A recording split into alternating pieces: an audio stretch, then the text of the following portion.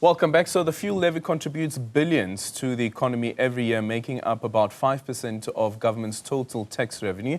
But is the government utilising it to its full potential as a significant contributor to our growth? Our business reporter, Ntokozo Khumalo, is with us in studio for another budget explainer. Ntokozo, so how do the cars and trucks on our roads help drive the economy? Good morning to you.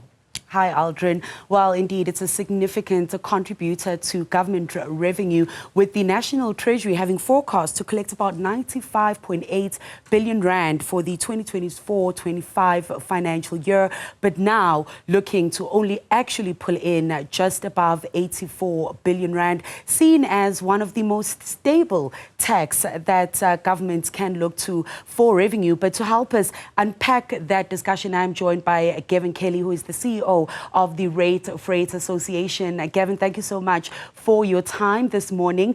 Now, let's start here. Over the past 2 years, National Treasury not raising that fuel levy. Could you help us understand the rationale behind that, especially when you consider that most analysts say it is the most stable form of tax that government could use to collect revenue? Good morning, Ntokozo. Good morning to all your viewers. I think just because it's a stable revenue source doesn't mean you can keep raising it every time you go into a fiscal year. So what we have seen Treasury doing is taking cognizance of the general financial status of the country. And that financial status, if you break it down into simple terms, means you and I, what we can afford, the types of pressures we've been facing over the last 2 years. We've been facing tremendous financial pressures since COVID, which feels like decades ago, but those ripples across the financial pond have remained. We've seen a number of industries, manufacturing, retail, having still very much compressed or deflated or suppressed sales. So those markets are very, very, very suppressed. And obviously, available money in your pocket is what you use to buy certain things, and fuel is one of them. So if you're going to have a fair amount of money and you can travel, then you'll do that. What we've seen since COVID is that a number of activities that used to happen, like traveling for business, have all reduced. So that fuel levy has actually reduced. That's why we're now at 84 billion and not 95 billion. So really, Treasury has taken note of what's happening to the average citizen, believe it or not, and they have not raised that fuel levy for a year or two. Now, Gavin, Treasury pushed against the corner a little bit for this financial year as we saw that postponement of the budget to the 12th of March, a revenue gap of over 22 billion rand, and some analysts expecting that we may then, for this year, see that fuel levy.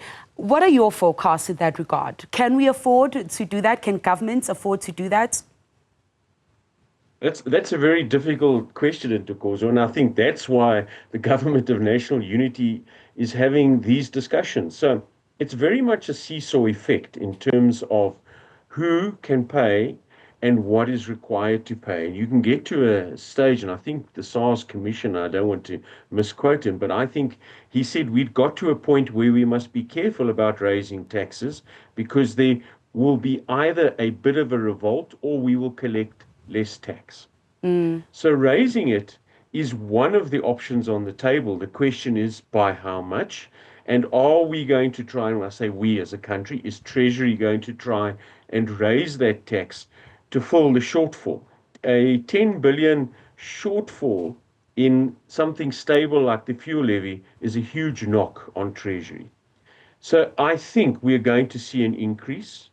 We haven't had a large increase for some time, and I'm hoping and praying we're not going to have a large increase. But I think because, as you said early on, this is stable, you can relatively soundly work out how much you're going to get. I think we're going to get a good increase on the fuel, and good, I mean a larger increase, because VAT is really just not an option. Yeah, absolutely.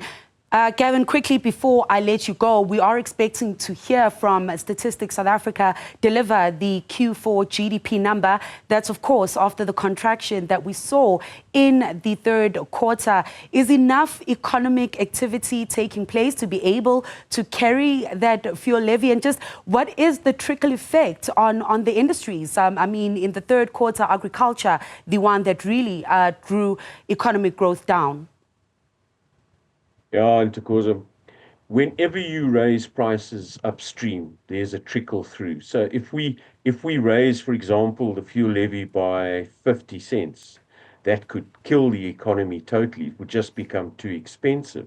So, and if we raise the fuel levy by about 10 cents, it's going to have an implication immediately on things like commuter prices. So we've got to be very careful, very, very careful what we do. We saw the third quarter last year were dismal figures for us as a country. Some people asked me to paint a picture, and they used the term pain, and I think that's really what it was. We felt that pain. There are still huge concerns around our mining sectors and our manufacturing sectors, especially the heavy manufacturing sectors like steel and automotive, in terms of what's happened to them, the pressures they are under. The world, South Africa is part of a world market and a world economy far more than we've really realized, I think, and small little ripple effects. And you can imagine what the USA approaches in terms of importing and putting on levies has done. So I think we're going to have a very tight fourth quarter that we're going to see. I think growth is going to be stunted at least for 6 months. It's going to be a tight one. Yeah, Gavin, all the pain in that picture. Thank you so much, Gavin Kelly, the CEO of the Road Freight Association. As I just said, I will be heading out to Statistics South Africa to get insights then in how the economy performed in the fourth quarter, giving us that annual picture and what we possibly could be looking forward to the rest of 2025, Aldrin.